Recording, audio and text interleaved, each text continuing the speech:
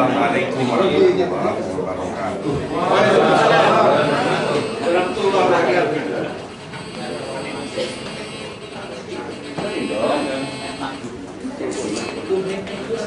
Saudara-saudara, yang pertama-tama saya ingin mengucapkan selamat ulang tahun Hari Kemerdekaan ke-68 bagi kita semua. Merdeka! Merdeka! Kita masih berada dalam suasana Idul Fitri, karena itu saya ucapkan selamat Idul Fitri. Mohon maaf lahir batin, mudah-mudahan kita masih terpelihara kesucian niat kita, jati diri kita sebagai manusia.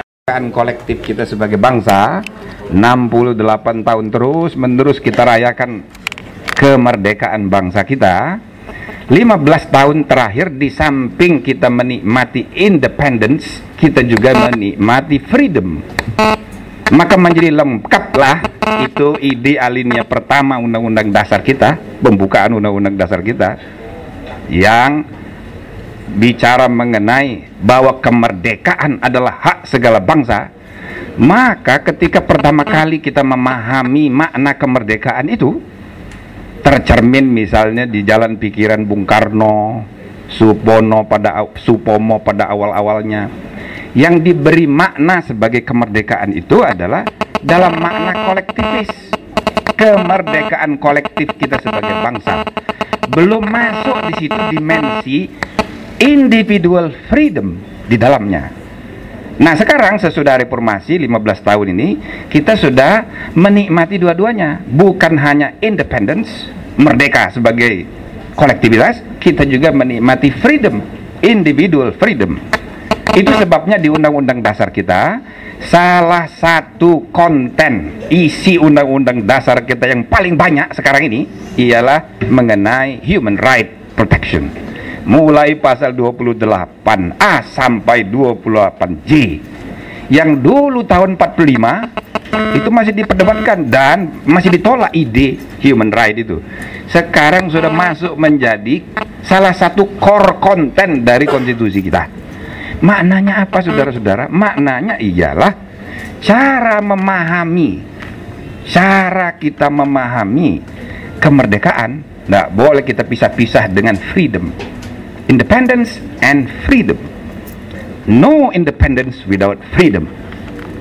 Itu. Cuman yang jadi persoalan, ini freedom sudah kita nikmati 15 tahun ini. Ya, sudah 15 tahun dengan segala akibatnya. Kita bebas, segala macam jabatan itu dilelang. Segala macam jabatan lurah saja pun sudah dilelang sekarang. Diperebutkan. Maka jadilah 500 berapa ini kabupaten kota seluruh Indonesia. Terus 505 kabupaten wali kota diperebutkan. Dan sesudah kita rebutan jabatan ini, pada saat yang sama, karena mahalnya politik, kita rebutan juga cari rezeki. Jadi ada dua jenis yang kita berebutkan, malah tiga. Satu, kita rebutan kekuasaan. Dua, kita rebutan kekayaan. Ya, yang tiga nggak usah sebut, cukup dua saja. Kita rebutan kekayaan dan kita rebutan kekuasaan. Inilah dampak dari kebebasan, dampak dari liberalisme dalam politik. Positif, tetapi kita harus evaluasi. Kalau hanya kebebasan yang membuat kita rebutan kekayaan, rebutan kekuasaan, maka saudara-saudara, kebebasan seperti ini bisa membahayakan kita sebagai bangsa kalau kita tidak lengkapi dengan ini, keadilan ini. Kebebasan, liberty tanpa equality, tanpa justice, itu akan sangat berbahaya. Ya, kebebasan itu akan memakan anak-anaknya sendiri. Oleh karena itu, saudara-saudara, 15 tahun kita sudah menikmati kemerdekaan plus kebebasan, tetapi keadilan belum. Itu sebabnya bidang hukum paling kacau sekarang kita saksikan. Itu sebabnya isu-isu keadilan dan ketidakadilan di mana-mana seperti sambung menyambung, tidak selesai-selesai. Inilah yang kita saksikan di TV, kita saksikan di mana-mana. Ini akibat kebebasan politik, kebebasan ekonomi tanpa diimbangi oleh keadilan. Yang tadi disebut ekonomi tumbuh, itu akibat kebebasan. Di tengah bangsa kaya, begitu ada ruang kebebasan, maka semua orang menikmati kebebasan itu dengan kreativitas. Maka sebuah bangsa yang kaya pasti ekonominya tumbuh di tengah kebebasan itu. Nggak usah diurus, ekonomi pasti tumbuh. Pasti tumbuh. Cuma kalau kepemimpinan tidak berfungsi, kalau hukum tidak tegak, maka pertumbuhan ekonomi tidak akan disertai dengan pemerataan. Itu sebabnya indeks Gini meningkat. Itu sebabnya, saudara-saudara sekalian. Maka itulah sebabnya di dalam salah satu hadis Nabi, ini masih bulan Ramadan, jadi masih suasana Idul Fitri, jadi ini ada khutbah dikit.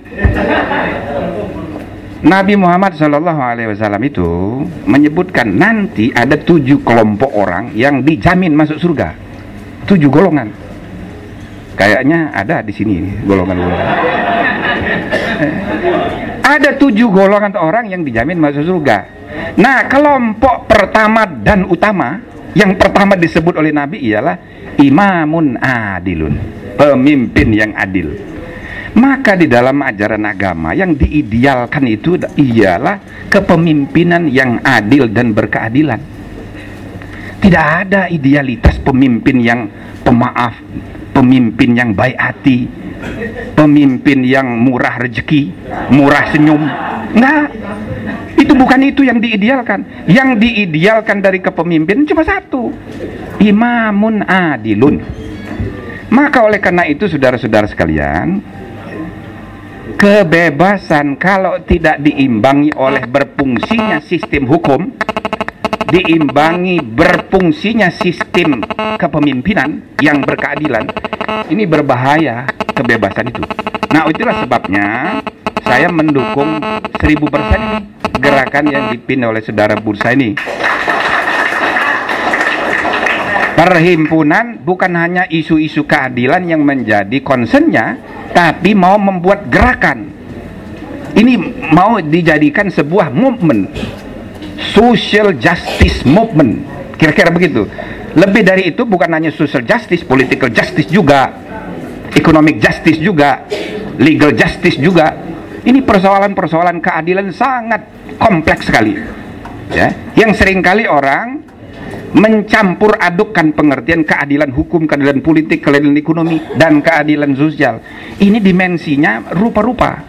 Tetapi semua itu kalau kita rangkum jadi satu, kita mencita-citakan di Pancasila sila kelima itu ialah keadilan sosial. Ya kan? Keadilan sosial itu menggambarkan struktur keadilan bermasyarakat, berbangsa, yang jarak antara elit dan rakyatnya tidak jauh. Tidak jauh. Itu maksudnya itu. Itu keadilan sosial itu. Itu keadilan struktural. Lain dengan keadilan hukum. Kalau keadilan hukum itu di pengadilan, kadang-kadang kita memberi keadilan walaupun hanya untuk satu orang. Boleh jadi keadilan itu dirasakan tidak adil bagi 1000 orang, tapi oleh karena rasa kemanusiaan kita, maka kita memberi keadilan bagi satu orang. Kadang-kadang begitu, itu keadilan hukum. Tapi saudara-saudara, keadilan sosial itu keadilan struktural. Ini dimensinya jauh lebih luas. Karena kalau strukturnya kehidupan itu tidak adil, yang lain-lain menjadi instrumen dari ketidakadilan. Misalnya hukum.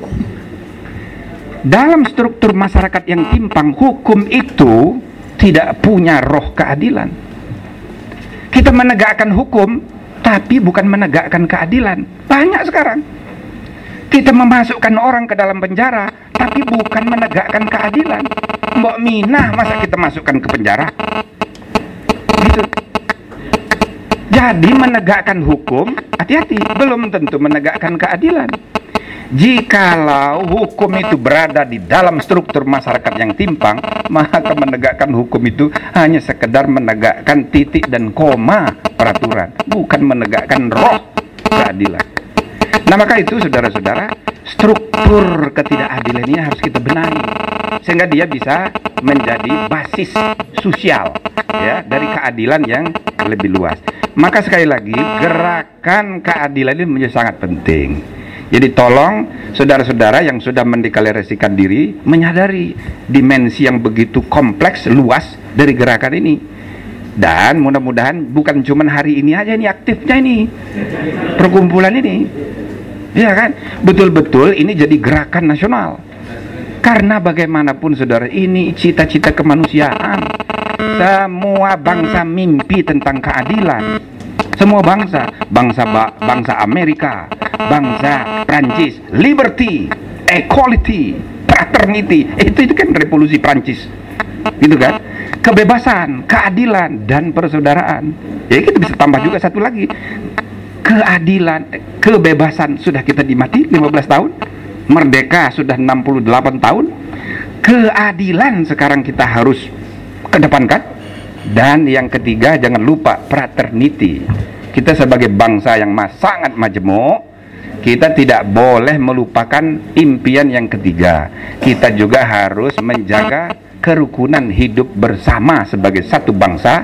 Terlepas suku kita apa, agama kita apa, mari kita nikmati keanekaragaman budaya bangsa kita, keanekaragaman suku, agama.